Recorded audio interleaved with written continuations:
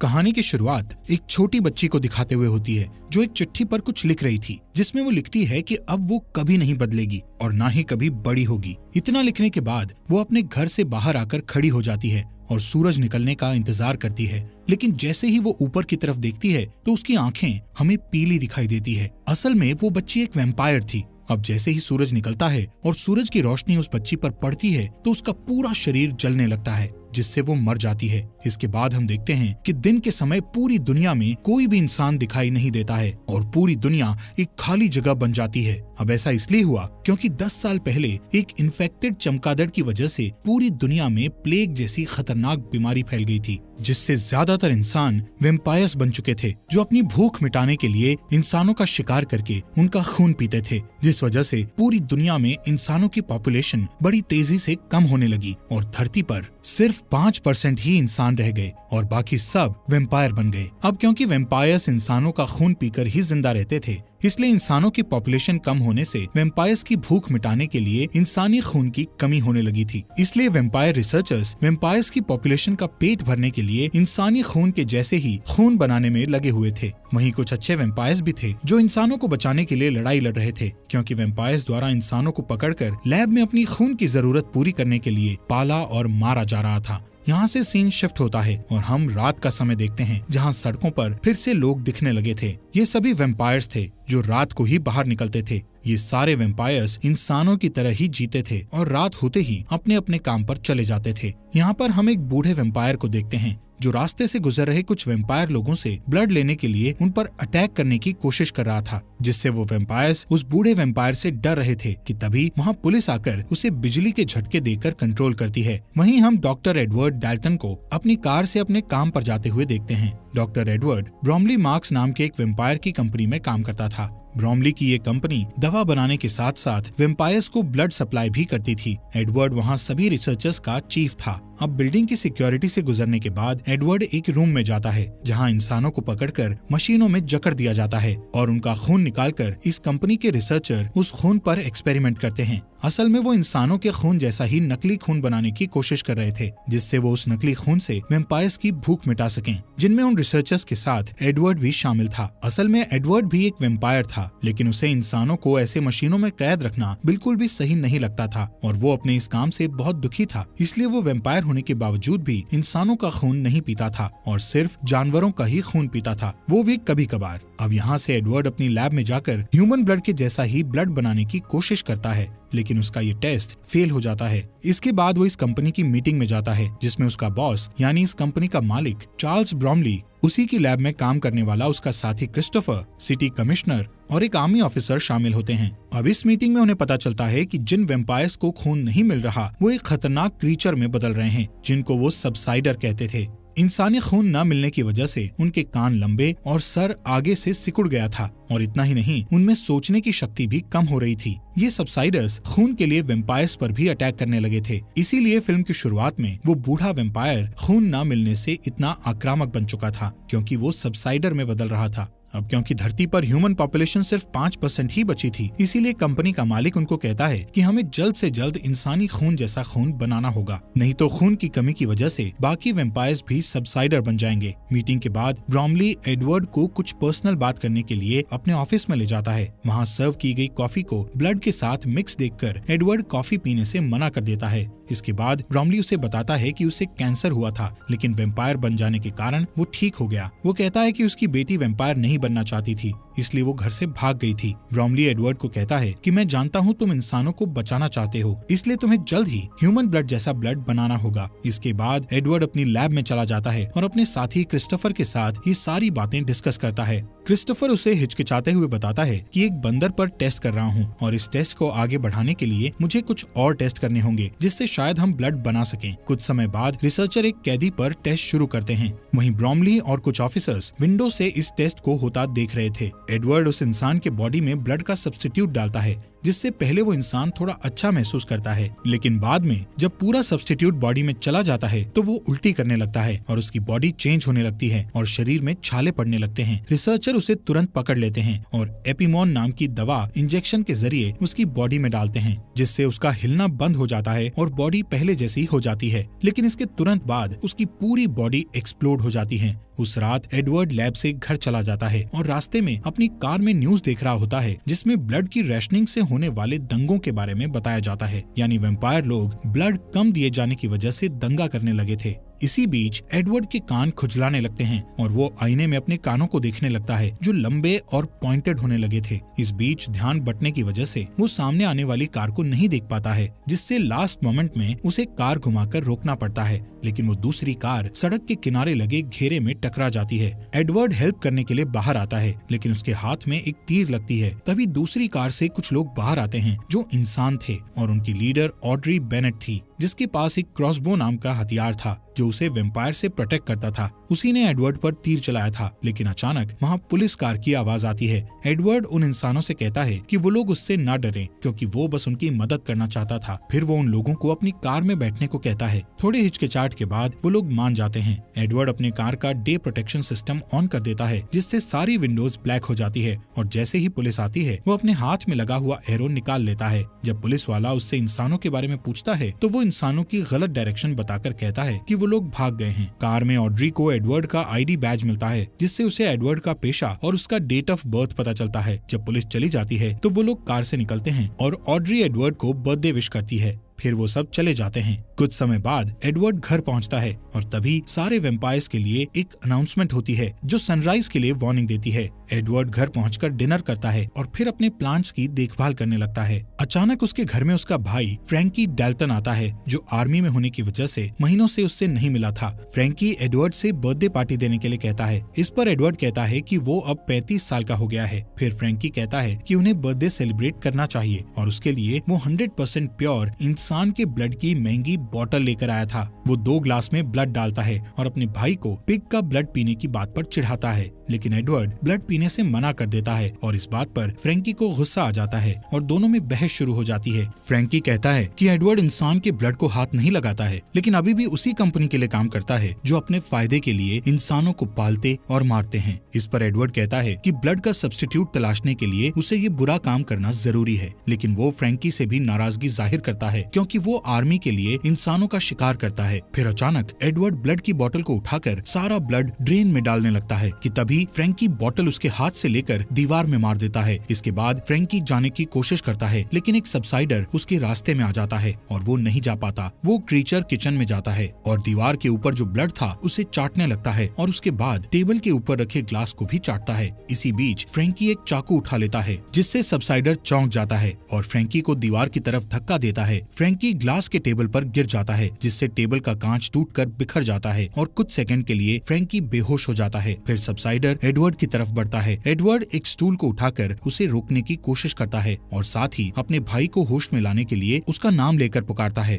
Frankie होश में आ जाता है और फिर चाकू को पकड़ता है। दोनों भाई सबसाइडर पर अटैक करने की कोशिश करते हैं, लेकिन वो जंप करके सीलिंग में लटक जाता है। इससे फ्रैंकी को चांस मिल जाता है और वो उसका सिर काट देता है। कुछ टाइम के बाद पुलिस मामले के बारे में जानने के लिए वहाँ पहुँचती है और कहती है कि अब सबसाइडर शहर में फैल चुके हैं। एक ऑफिसर को उस क्रीचर की एक रिंग मिलती है, जिससे एडवर्ड को पता चलता है कि वो एक लोकल माली था और उसे उसकी बॉडी में खुद के लगाए हुए जख्म भी मिलते हैं जो खुद को खाने से हुए थे। अगले दिन सिक्योरिटी अलार्म बजने से एडवर्ड की नींद खुल जाती है और जब वो चेक करने के लिए लाइट ऑन करता है तो ऑड्री उसकी तरफ क्रॉसबो एम करके खड़ी दिखाई देती है। ऑड्री कहती है कि उसे ऐसे वैम्पायर की तलाश है जिस पर वो लोग भरोसा कर सकते हैं और इसके लिए उसे एडवर्ड बिल्कुल सही लगता है। वो उसे एक पेपर शीट देती है जिसमें एक मैप बना होता है। एडवर्ड मैप को देख ही रहा होता है कि अचानक एक आवाज आती है और एडवर्ड उस आवाज की तरफ मुड़कर देखता है और इस बीच ऑड्री चुपचाप चली जाती है। एडवर्ड जब उस आवाज को चेक करने जाता है तो पता चलता है कि आवाज फ्रैंकी की है। फ्रैंकी उससे ऑड्री के बारे में पूछता है। एडवर्ड उसे कुछ नहीं कहकर टाल देता है। उस रात न्यूज में पता चलता है कि जिन इन्वेस्टर्स ने रिसर्च करने के लिए ब्रॉमली को इंसान सप्लाई किए थे वो लोग अब और सप्लाई नहीं दे सकते थे। अगले दिन एडवर्ड काम पर जाता है और अपने बॉस से मिलकर उससे गारंटी मांगता है कि सब्स्टिट्यूट मिल जाने के बाद उन्हें इंसानों के सप्लाई की जरूरत नहीं पड़ेगी। इस पर ब्रॉमली कहता है कि ज्यादातर वैम्पायर सब्स्टिट्यूट के मिलने से खुश हो जाएंगे, लेकिन कुछ लोग ऐसे भी हैं जो रियल चीज की मांग करते हैं। इस पर एडवर्ड उसे याद दिलाता है कि उसकी बेटी भी उन्हीं लोगों में से एक है। इसके बाद एडवर्ड मैप को देखने के लिए अपने लैब में चला जाता है। जब सुबह होती है तो एडवर्ड अपने घर वापस नहीं आता और अपनी कार में लाइट प्रोटेक्शन ऑन करके मैप के बताए रास्ते से गांव की तरफ जाता है। वहाँ ऑड्री पहले से उसका वेट कर रही होती है। वो उसे बड़े से एक पेड़ के पास आने को कहती है। एडवर्ड अपनी कार ट्री के नीचे पार्क करता है और हैट और सनग्लासेस पहनकर कार से बाहर आता है। वो हमेशा सनलाइट से बचने के लिए सावधान रहता है। वहाँ उसे एक आदमी मिलता है जिसका नाम लियोनल एल्विस कॉर्मैक था। वो आदमी एक वैम्पायर था जो अब इंसान बन चुका था। एडवर्ड उससे जानना चाहता था कि वो इंसान कैसे बना, लेकिन ऑड्री को पास आता देखकर वो चुप हो जाता है। वो देखता है कि फ्रैंकी ने उसे गन पॉइंट पर रखा था। एडवर्ड उसे रोकने की कोशिश करता है लेकिन वो नहीं मानता और उसे बताता है कि आर्मी की टीम भी आने वाली है। ये सुनकर ऑड्री फ्रैंकी को रोशनी की तरफ धकेलती है और सब जल्दी से एडवर्ड की कार में बैठ जाते हैं। तब तक सोल्जर वहाँ पहुंचकर उन पर फायर करना स्टार्ट कर देते हैं और लियोनेल की गाड़ी भी बर्बाद कर देते हैं। सोल्जर उनका पीछा करते हैं और गोलियां भी चलाते हैं जिससे कार के डे प्रोटेक्टर में छेद हो जाता है। पहले ऑड्री उसे अपने हाथ से कवर करके मैनेज कर लेती है, लेकिन होल ज्यादा हो जाने के कारण कैमरा भी खराब हो जाता है और एडवर्ड आगे नहीं देख पाता है। फिर लियोनेल ड्राइविंग सीट पर बैठ जाता है ताकि वो रोड को एक होल से देख पाए और एडवर्ड लाइट से छुप जाता है। जब वो लोग कमजोर ब्रिज पर पहुंचते हैं तो लियोनेल बहुत तेजी से ड्राइविंग करके ब्रिज को क्रॉस कर लेता है, जबकि आर्मी ट्रक हैवी होने के कारण ब्रिज टूट जाता है और ट्रक ब्लास्ट हो जाती है और बाकी के लोग पीछे रह जाते हैं। रात होने के बाद वो लोग कार को नदी के पास पार्क करते हैं और लियोनेल एडवर्ड को बताता है कि वो कार में डे लाइट मॉडिफिकेशन लगाने का काम करता था, जो सूरज की रोशनी से कार के अंदर बैठे लोगों को बचाता है और कार में इस तरह के सिस्टम लगाने वाली पहली शॉप उसी की थी। लियोनेल कहता है वैम्पायर्स के लिए दिन में कार चलाना बहुत अमेजिंग होता है क्योंकि दिन के समय सड़कें खाली होती थी, लेकिन इसमें रिस्क भी था क्योंकि एक तो सूरज की रोशनी में दिखाई नहीं देता और दूसरा उन्हें अपने शरीर को भी सूरज की रोशनी से बचाना होता है और इस चक्कर में एक्सीडेंट होने का डर रहता है। और लियोनेल के साथ भी वही हुआ था। एक दिन जब वो दिन के समय ड्राइविंग कर रहा था तो उसे कुछ दिखाई नहीं दे रहा था और उसने कुछ खाया भी नहीं था, इसलिए उसकी एनर्जी भी कम हो गई थी और कार गलती से रिवर फेंस में टकरा गई थी। क्रैश की वजह से वो कार के साथ रिवर में गिर गया था और रिवर में गिरने से पहले कार में आग लग गई थी। जब वो रिवर से बाहर आया तब वो वापस इंसान बन गया था। उसकी बात पूरी होने पर ऑड्री एडवर्ड से कहती है कि वो भी सेफ्टी के साथ ऐसी ही सिचुएशन पैदा करे ताकि वो फिर से इंसान बन सके। दूसरी तरफ कंपनी में ब्रॉमली अपनी बेटी के कुछ पिक्चर्स देख रहा होता है। तभी फ्रैंकी वहाँ आता है। ब्रॉमली उसे कहता है कि अगर एडवर्ड तुरंत वापस आ जाए तो उस पर कोई केस नहीं लगेगा। इस पर फ्रैंकी कहता है कि ब्रॉमली उससे जो कुछ भी करने को कहेगा वो करने को तैयार है। इस बीच एडवर्ड और उसके साथी इंसान कार में अपने घर जा रहे होते हैं। एडवर्ड बार बार ऑड्री की नेक को देखता है। ऑड्री ये नोटिस करती है और उसके पॉइंटेड ईयर्स को देखती है तो समझ जाती है कि उसे खून की प्यास लगी है। फिर वो अपना हाथ काटकर उससे निकलने वाले ब्लड को एक कप में इकट्ठा करती है और उसे पीने को देती है। एडवर्ड पहले तो मना करता है, लेकिन जब ऑड्री उससे कहती है कि वो अपने आसपास के इंसानों को सेफ देखना चाहती है तो वो ब्लड पी लेता है। कुछ घंटों के बाद वो लोग एक पुराने अंगूर के बागीचे में पहुंचते हैं जिसे विनयार्ड कहा जाता है। वहाँ एडवर्ड की मुलाकात कुछ और लोगों से होती है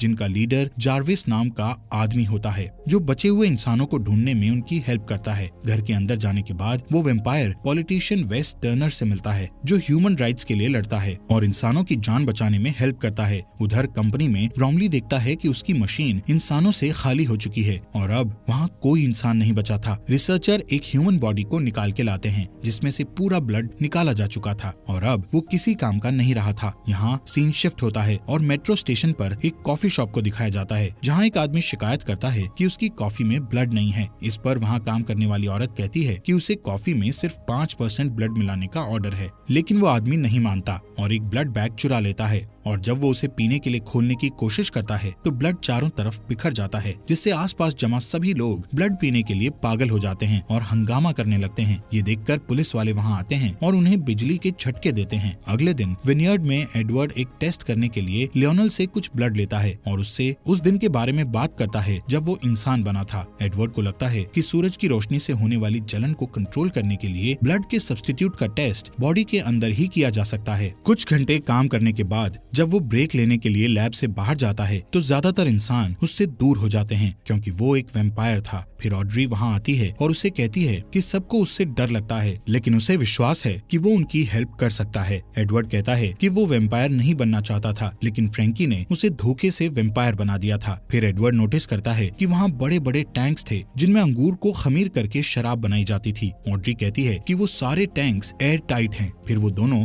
उसे देखने के लिए उसके नीचे जाते हैं। टैंक में एयर निकालने वाली मशीन लगी थी जो टैंक के अंदर की हवा को तेजी से बाहर निकाल रही थी। ये देखकर एडवर्ड को लगता है कि वो लोग उसका इस्तेमाल आग बुझाने के लिए कर सकते थे। फिर वो लोग अपने एक्सपेरिमेंट पर काम करना शुरू करते हैं। इस बीच आधी रात को जार्विस का ग्रुप बचे हुए इंसानों को विनयार्ड लेकर जा रहा होता है, जिसमें ब्रोमली की बेटी एलिसन भी थी। तभी उसकी कार के टायर पर कोई शूट करता है, जिससे कार को रोकना पड़ता है। वो लोग अपना हथियार लेकर कार से बाहर निकलते हैं, लेकिन आर्मी उन्हें चारों तरफ से घेर लेती है और थोड़ी देर तक फाइट करने के बाद सारे इंसान हार जाते हैं। एलिसन विनयार्ड से कांटेक्ट करने की कोशिश करती है, लेकिन थकान से बेहोश हो जाती है। फ्रैंकी उसके हाथ से वॉकी टॉकी ले लेता है और लोकेशन का पता लगाने के लिए उस कॉल को ट्रैक करता है। उधर विनयार्ड में सारे इंसान अपना अपना सामान इकट्ठा करके अपनी कार में बैठ रहे होते हैं और सुरक्षित जगह जाने के लिए टर्नर को फॉलो करते हैं, लेकिन एडवर्ड वहीं रहना चाहता था क्योंकि उसे एक्सपेरिमेंट करना था। लियोनेल और ऑड्री भी उसकी हेल्प करने के लिए रुक जाते हैं।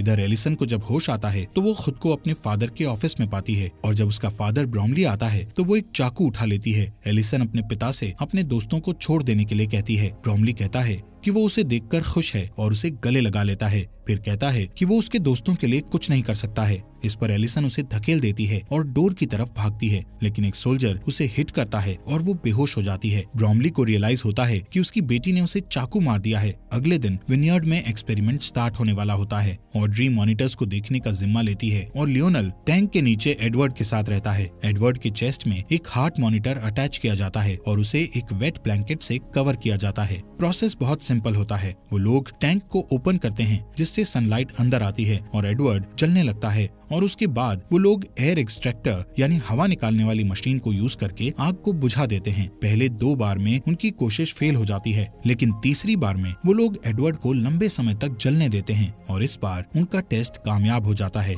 और एडवर्ड इंसान बन जाता है। वो लोग बहुत खुश होते हैं, लेकिन तभी आर्मी आ जाती है और वो लोग बचने के लिए शराब के बैरल में छुप जाते हैं। दूसरी तरफ कंपनी में फ्रैंकी ब्रोमली के पास जाता है जिसका इलाज चल रहा था। ब्रोमली फ्रैंकी से अपनी बेटी के लिए कुछ करने को कहता है और फ्रैंकी एलिसन को देखने के लिए चला जाता है। एलिसन अभी भी वैम्पायर नहीं बनना चाहती थी, लेकिन फ्रैंकी उसे अपने दांतों से काट लेता है ताकि वो वैम्पायर बन जाए। इधर विनयार्ड में तीनों इंसान अपने छुपने की जगह से निकलते हैं। एडवर्ड बाहर जाता है और पहली बार सनलाइट जब उसकी स्किन को टच करती है तो उसे बहुत अच्छा लगता है। लियोनेल अपनी पुरानी कार निकालता है। इस बीच कंपनी में ब्रोमली अपनी खाली मशीन को देखने के बाद अपनी बेटी से मिलने जाता है। एलिसन को पीने के लिए ब्लड दिया जाता है, लेकिन वो ब्लड नहीं पीती। ब्रोमली उसके पास जाता है और देखता है कि वो खुद को अपने दांतों से काट रही थी, जिससे वो इन्फेक्टेड हो गई थी। फिर वो अपने फादर पर अटैक करती है और सारी चीजों के लिए उसे ब्लेम करती है। तब एलिसन को वहाँ से हटा दिया जाता है और हर जगह सैनिक कानून लागू कर दिया जाता है,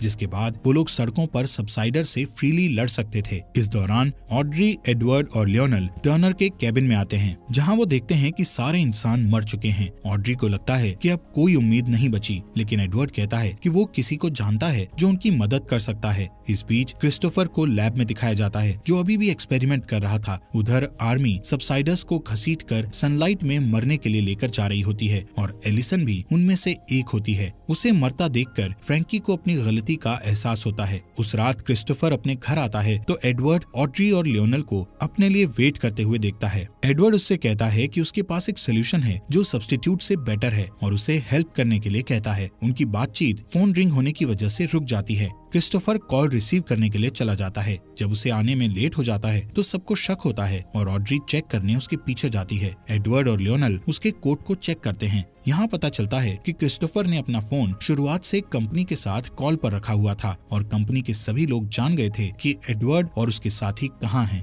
अचानक वहाँ आर्मी आ जाती है और फाइट में ऑड्री बेहोश हो जाती है और उसे पकड़ लिया जाता है। लियोनेल और एडवर्ड रोड पर बनी हुई टनल के जरिए वहाँ से बच निकलते हैं और एक पुरानी सुनसान बिल्डिंग में छुपने का फैसला करते हैं, लेकिन वहाँ एक सबसाइडर उन पर अटैक कर देता है। तभी फ्रैंकी वहाँ आ जाता है और उस क्रीचर को शूट कर देता है। वो नोटिस करता है कि उसका भाई इंसान बन गया है। ये देखकर फ्रैंकी कहता है कि उसने एडवर्ड को इसलिए वैम्पायर बनाया था क्योंकि वो उसे मरता हुआ नहीं देखना चाहता था। वो अपनी गलती के लिए माफी मांगता है और अब उनकी हेल्प करना चाहता है, लेकिन जब लियोनल पास आता है तो फ्रैंकी को खून पीने की तलब होती है और वो उसे काटने के लिए उस पर जंप कर देता है। एडवर्ड उसे पकड़ लेता है और उसे धक्का देकर लियोनल से दूर कर देता है और उसे शूट करने ही वाला होता है, लेकिन कुछ नोटिस करके रुक जाता है। कुछ समय बाद एडवर्ड कंपनी की बिल्डिंग में एंटर करता है और अपने सारे अलार्म ऑफ कर देता है। सिक्योरिटी उसे पकड़ के ब्रॉमली के ऑफिस ले जाती है। वहाँ वो देखता है कि ब्रॉमली ऑड्री का हाथ काटकर उसका ब्लड पी रहा था। एडवर्ड कहता है कि वो सारी बातों के लिए दुखी है और फिर से वैम्पायर बनना चाहता है। उसकी बात सुनकर ऑड्री को लगता है कि एडवर्ड उसे धोखा दे रहा है और वो अपसेट हो जाती है, पर ब्रॉमली कहता है कि अब उसे सब्स्टिट्यूट मिल गया है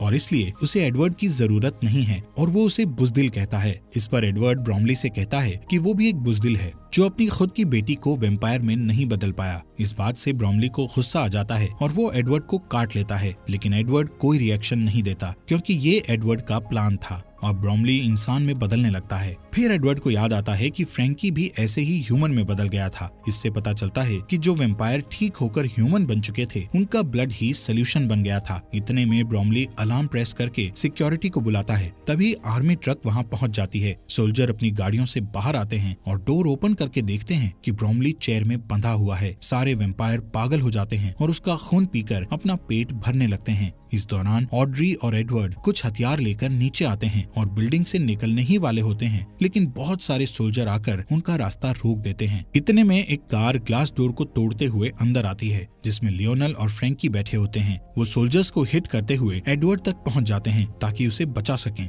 लेकिन जल्दी ही उन सबको वापस घेर लिया जाता है। फ्रैंकी एडवर्ड को वहां से जाने के लिए कहता है और सारे सोल्जर उस पर जंप कर देते हैं और उसे खाने लगते हैं। एडवर्ड को अपने भाई की मौत पर दुख होता है। तभी सिक्योरिटी वाले ऑड्री को अपने साथ ले जाते हैं और एडवर्ड उसे बचाने सिक्योरिटी रूम तक उन्हें फॉलो करता है, जहां बहुत स्ट्रगल के बाद वो वैम्पायर 2 गार्ड्स को मार देता है और तीसरे गार्ड को मारने में ऑड्री की मदद करता है। इसके बाद वो सिक्योरिटी कैमरा में देखता है कि फ्रैंकी को खाने वाले सोल्जर इंसान बन गए हैं और जो सोल्जर बचे हुए थे वो ह्यूमन सोल्जर पर अटैक करने लगे हैं। इसके बाद एडवर्ड और ऑड्री लॉबी में वापस आ जाते हैं। सिर्फ कुछ ह्यूमन सोल्जर ही बच पाते हैं। इसके बाद क्रिस्टोफर आता है और कुछ सोल्जर्स को शूट कर देता है। फिर वो एडवर्ड और ऑड्री को भी शूट करने वाला होता है, लेकिन अचानक एक एरो उसके चेस्ट पर लगती है और वो मर जाता है। ये एरो लियोनल ने उन्हें बचाने के लिए चलाया था। फिर ऑड्री उसे हक करती है। एडवर्ड अपने भाई की बॉडी और सूरज की रोशनी को अंदर आते हुए देखता है। फिर वो तीनों लियोनल की कार में बैठ जाते हैं और एडवर्ड कहता है कि अब उनके पास क्योर है और वो अब सबको पहले जैसा कर सकते हैं। इसी के साथ ये मूवी खत्म हो जाती है। दोस्तों, हमारे फॉक्स एक्सप्लेनर हिंदी चैनल को सब्सक्राइब करना मत भूलना।